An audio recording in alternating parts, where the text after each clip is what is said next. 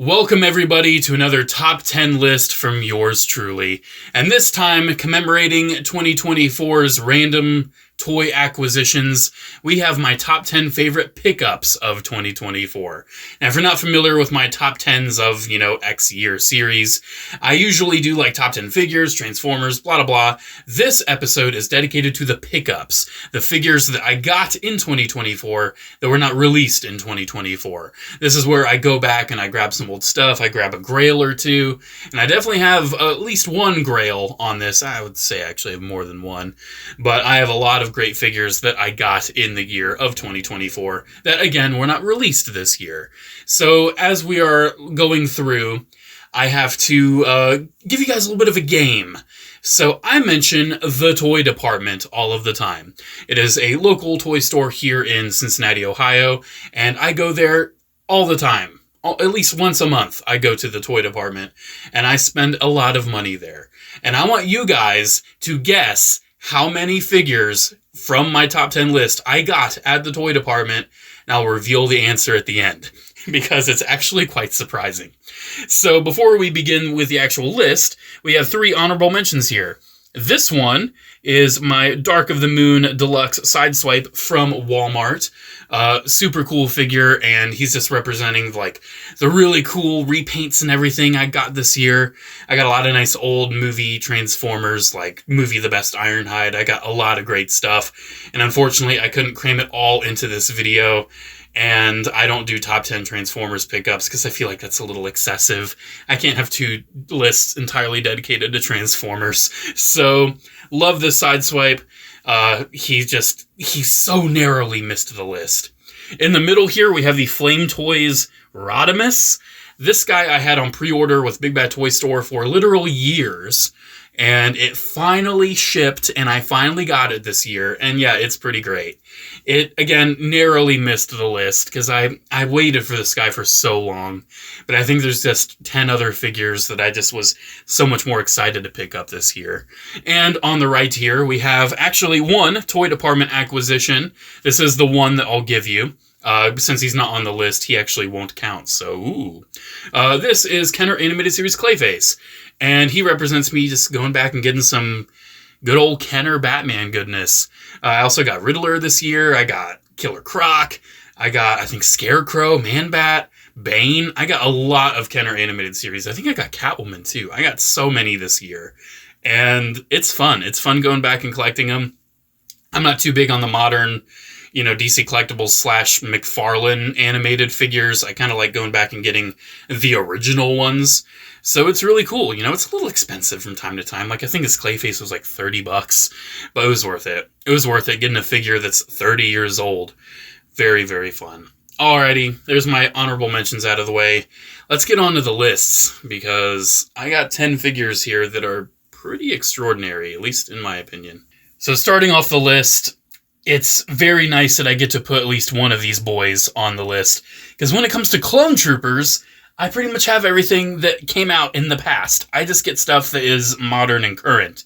But I missed out on the Mafex Clone Trooper when it originally came out, and I picked this one up this year, and it's probably one of my favorite Clone Trooper figures in my collection. It is so well done. I love the gloss look of it. I love the off-white. I love the articulation. It's just very, very nice. I know. I haven't done my mega comparison of white basic, 6-inch scale clones. I haven't done that yet. I will, don't worry. It'll come in 2025. But this one, he's definitely gonna be higher on that list, even though he is at the bottom of my pickups list, because I just am so much happier with all the other figures I got this year. This guy was a nice little random online find. I was just actually Googling Medicom 12-inch clones, like the older ones, and Google gave me a listing of this guy on a Japanese website for a really good price, and I'm like, oh, cool, and I bought it. So yeah, number 10 goes to the Mafex Clone Trooper. So unfortunately, I didn't get to build a lot of Gunpla in 2024. I was just a very busy boy. But one of my favorites that I got to build this year was the Master Grade GM Sniper 2. This kit rocks. I mean, I don't know if you've noticed, I really like the color blue. And I don't know if you noticed, but this guy's blue is literally like the same shade as my wall. I love the Gym Sniper too. I've actually loved this suit ever since I was a kid, because it actually harkens back to like my old SD Gundam Force video game, because these guys were just kind of a part of SD Gundam Force in a really weird way. And I always kind of loved them. And this guy rocks. It's very, very cool. I got a lot of great kits this year that I unfortunately didn't have the chance to build.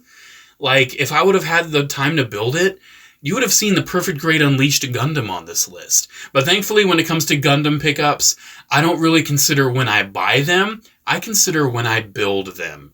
So hopefully, for my top 10 pickups of 2025, you'll see a Perfect Grade Unleashed Gundam. But for this year, we just have a Master Grade. For number 7, I have to represent knockoff Transformers in some way. And I was so happy to get this Rook. This is a KO upscale of Combiner Wars Rook. And this guy just made me so happy when I got it. I love the color. I love the plastic quality, the detail. He actually has some die cast in him. And it's Combiner Wars Rook. It's a figure that I stupidly got rid of when I was, trimming down my collection a bit. I was like, oh, I have Groove. I don't need Rook anymore. I don't know why I got rid of Rook, because it was a great figure. I should have just kept it on its own. But I'm very happy to have Rook back in my Transformers collection in a very unique way. Like, this is my Rook. Like, in my collection, this is Rook. This is my, Autobot APC. And he's sick. And I love him. And I don't really have too much info on what KO company made him. I'm sure he came out a little after Combiner Wars, something like that. This is one that if you get lucky enough to track down, I seriously recommend you get it, because I think this is even cooler and even better than the original. Next up at number 7, we're bringing Batman into this party with the PlayArts Kai Arkham Knight Batman. I played way too much Arkham Knight in 2024, and I really grew to love not only the game, but also this design for Batman. And this figure isn't one that I was really wanting for a while, but I've always wanted a PlayArts Kai Batman. The one I was actually eyeing was the Asylum Armored one, and I just never had the opportunity to just get that. I never just saw it. But I was able to snag this one, and it's incredible. I'm actually happy that I got this one over the Asylum one, because this one just pleasantly surprised me. I love the deco. I did switch out the cape. He's got a Hot Toys Badinson cape, and I think it works wonders on this figure. I think it works really well, size-wise, scale-wise, wired cape-wise. This guy really needs a wired cape, and if you have one spare like I did, it's well worth the swap, for sure. This guy's great, absolutely fantastic. And maybe not the last time we see Batman on this list. So I'm sure you guys know very, very well that I was super heavy into Beast Hunters in 2024. And I think my favorite Beast Hunters acquisition is one I haven't even reviewed yet. The Big Predaking. I haven't even reviewed this guy yet. I planned to, I meant to, and he just kind of fell to the wayside. But this Big Predaking is my favorite Beast Hunters acquisition of the year. And I got so many great Beast Hunters Deluxes. I think I already had the Voyagers.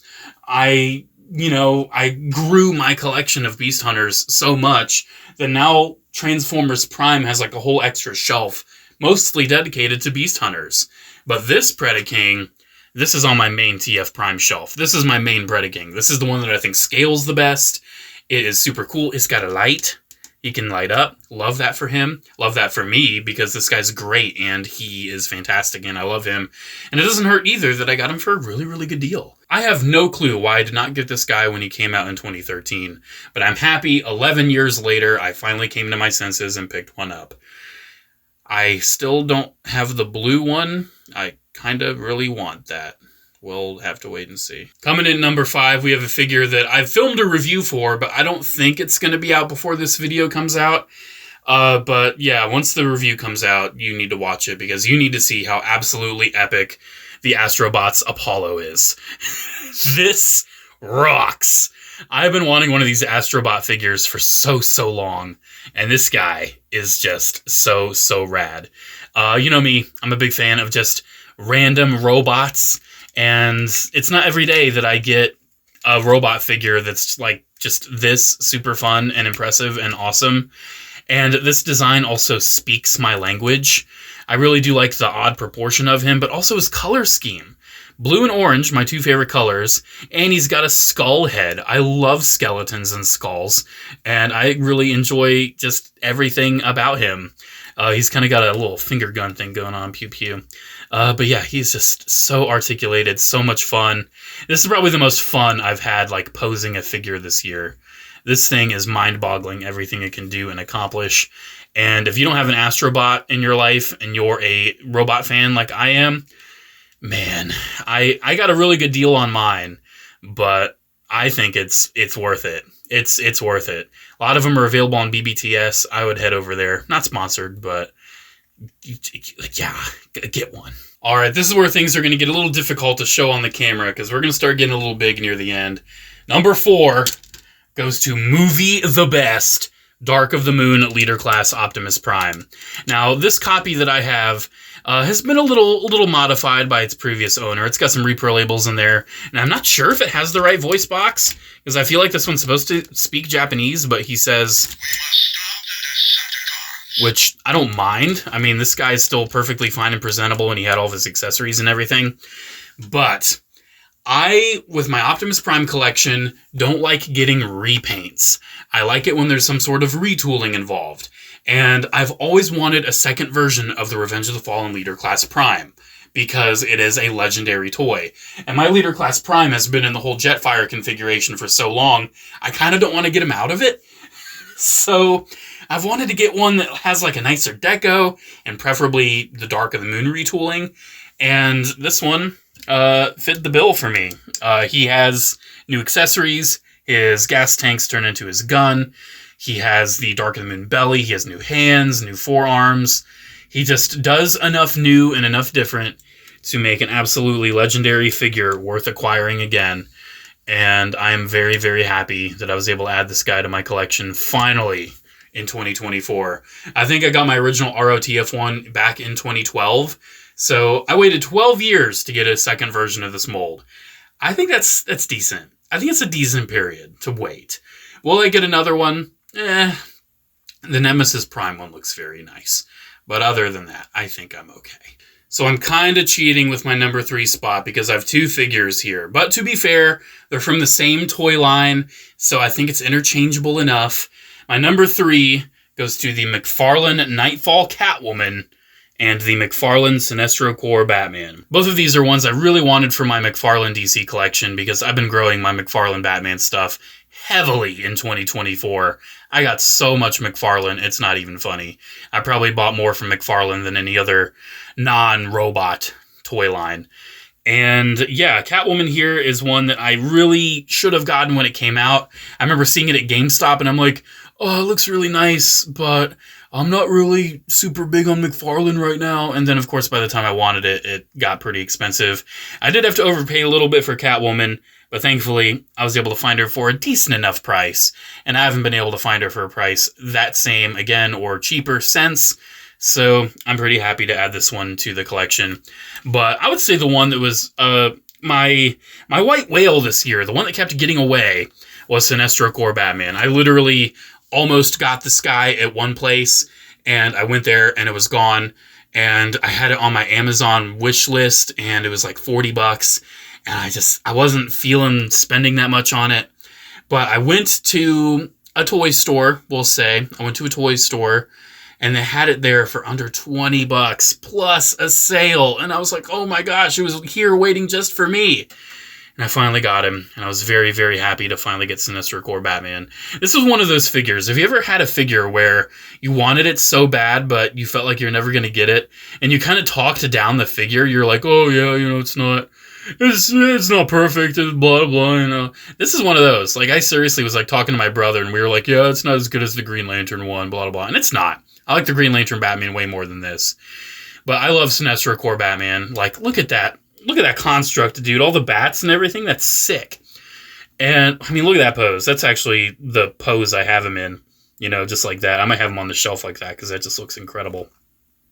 But yeah, I really enjoy this one. A lot more than the Earth 2 Batman. This one definitely was an amazing find, and I actually found it quite recently too, just like a couple weeks ago. Alright, I've had to rearrange some things for this next one, but I just have to say, this was a grail figure for me. This actually ended up being my Christmas present from my mom.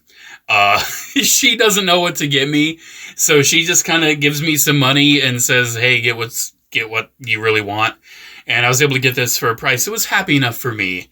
And this is another return of Arkham Knight Batman. This is a grail piece that I've been wanting for almost a decade now, it feels like. I finally have the NECA 1/4 scale Arkham Knight Batman. Look at this figure, dude. It's huge. I think this is one I'll probably have to review at some point. Obviously, I've been getting into Arkham Knight a lot recently, but even when this figure came out back in the day, it's one that every time I saw it back at Hastings. You remember Hastings? That store that's now gone? Yeah, I saw this guy at Hastings all the way back in the day, and every time I saw him, I was like, oh man, it's gorgeous. I love it. I want it. I finally had the opportunity to get it. Not for retail price, unfortunately. Pretty much double retail. This was $200. But thankfully, that was about the budget that my mom always gives me around Christmas time. So, it worked out. And yeah, Grail acquired. That took a while. But after all that gushing, NECA Batman is not my number one. Because my number one is a figure that I was deathly afraid I was going to miss out on. So much so that I scoured the internet and found it available from a Canadian retailer. My number one pickup was the 30 DLX, The Last Knight, or in my heart, Age of Extinction Optimus Prime. This was the 10th anniversary of Age of Extinction, and when the movie came out, I wasn't 100% vibing, especially with this design, mostly because the toys weren't doing it justice. But after a decade, I love this look for Optimus Prime. Not as much as the classic, 07 through Dark of the Moon design, but I still love this look for Prime. And 30 killed it. And I'm very happy I was able to get this figure when I did, because this figure's done. This is a done deal, dude. If you want this figure, you have to get the Nemesis Prime. And I didn't want that, because that's like the worst aspect of The Last Knight. I would not want that. I wanted Optimus. These bright blues, bright reds, the sword, all this silver and gold. Oh my gosh. This figure, this guy stayed by my desk for ages. I always just looked at him and looked at him and looked at him. I only recently just put him in my display cabinet because I needed this space, because I was getting way too many Hot Toys. And don't worry, Hot Toys, that's its own list. 1/6 scale, that's its own list. But, oh my gosh, dude.